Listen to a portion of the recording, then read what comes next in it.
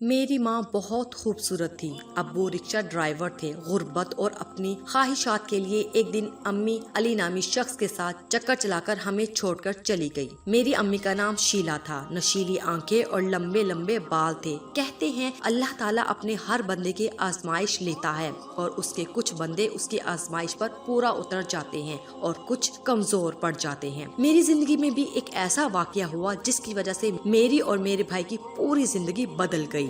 میرے بھائی کا نام اقبال اور میرا نام ثنا ہے۔ میرے ابو کا پیشہ رکشہ چلانا تھا۔ ابو کی آمدنی اتنی نہ تھی کہ وہ امی کی خواہشات پوری کر سکیں۔ روز گھر میں نوک جھونک ہوتی تھی۔ امی پورا دن گھر سے باہر رہتی تھی۔ جب رات کو گھر پہنچتی تو کسی سے بات نہ کرتی اور سو جاتی، جیسے ان کا اپنے شوہر اور اولاد سے کوئی تعلق نہ ہو۔ امی علی نامی آدمی سے ملی جو بہت امیر تھا۔ امی اور اس آدمی کی نزدیکیاں بہت بڑھنے لگ گئیں اور امی نے اس آدمی سے شادی کرنے کے لیے ابو سے طلاق کا مطالبہ کیا۔ ابو نے امی کو بہت سمجھانے کی کوشش کی کہ تمہاری 2 سال کی بیٹی ہے اور 5 سال کا بیٹا ہے، میرا نہیں، کم از کم ان بچوں کے بارے میں ہی سوچ لو۔ مگر امی کسی حال کچھ بھی سمجھنے کے لیے تیار نہ تھی۔ انہیں صرف اپنی خواہشات کی پرواہ تھی اور اسی وجہ سے میرے والدین کی طلاق ہو گئی۔ جس وقت مجھے اور میرے بھائی کو ان کی سب سے زیادہ ضرورت تھی، وہ ہمیں دنیا کے اس اندھیرے میں تنہا کر گئی تھی۔ ابو اور اللہ تعالیٰ کے سوا کوئی دوسرا سہارا نہ تھا۔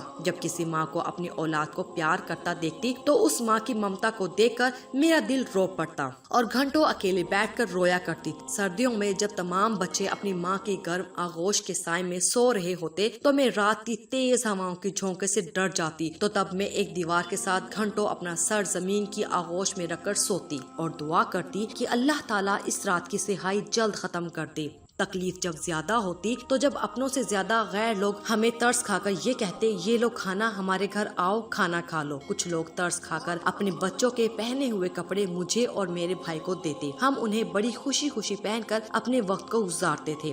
لوگ کہتے ہیں کہ میری آنکھوں میں بہت درد ہے۔ ان درد کے سائے میں نے جینا سیکھ لیا تھا۔ مجھے اپنی ماں سے نفرت ہو چکی تھی۔ اس نے کبھی یہ جاننے کی بھی کوشش نہ کی تھی کہ اس کی اولاد کس حال میں ہے، کبھی ملنے نہیں آتی تھی۔ وہ عورت ماں کہلانے کے بالکل لائق نہ تھی۔ اپنی ماں سے دھوکا کھانے کے بعد اب مجھے کسی رشتہ پر اعتبار نہ رہا تھا۔ میرے ابو نے ہمیں پال پوس کر بڑا کیا اور ہمارے لیے محنت کرتے تھے تاکہ 2 وقت کی روٹی میسر ہو سکے۔ میں اور میرے بھائی پریشانیوں کے باعث تعلیم حاصل نہ کر پائے تھے۔ وقت تیزی سے گزرتا گیا اور دیکھتے ہی زندگی کے 10 سال گزر گئے۔ وقت کے ساتھ زندگی بہت بدل چکی تھی۔ اب میرے ابو بھی دوسری شادی کر چکے تھے۔ اس عورت کا نام صبا تھا۔ نچلے طبقے سے تعلق رکھنے والی عورت طلاق شدہ تھی اور ابو کو ہر وقت مانوس کرنے کے لیے بنی سنوری رہتی تھی۔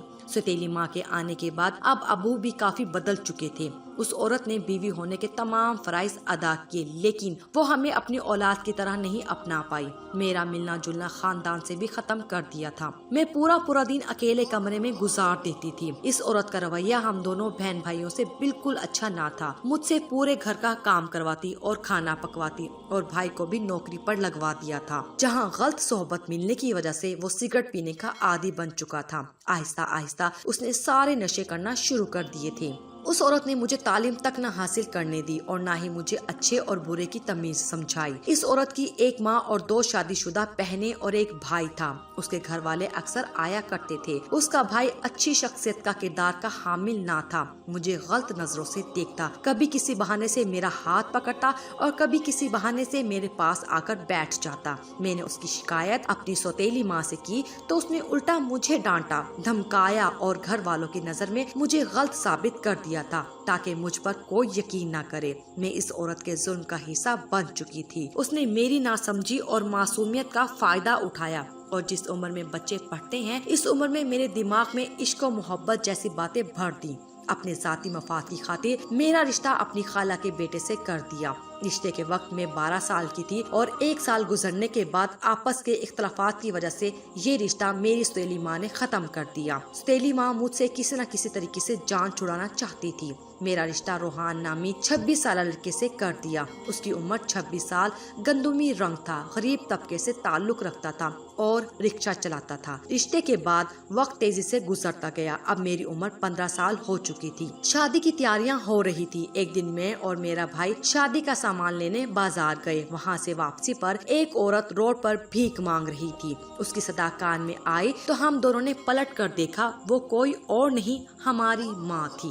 वो हमें पहचान ना सकी, लेकिन हमने उन्हें बताया कि हम उन्हीं की औलाद हैं। जब हमने पूछा कि आपकी हालत किसने की, तो उन्होंने बताया कि जिस आदमी के लिए मैंने अपने अनमोल रिश्ते ठुकरा दिए, आज उसी आदमी ने मुझे छोड़ दिया, क्योंकि अल्लाह ताला ने मुझे औलाद जैसी नेमत से महरूम कर दिया था। मैं उसको औलाद ना दे सकी। अम्मी ने हम दोनों से बहुत माफी मांगी और हम उन्हें माफ करके घर आ गए।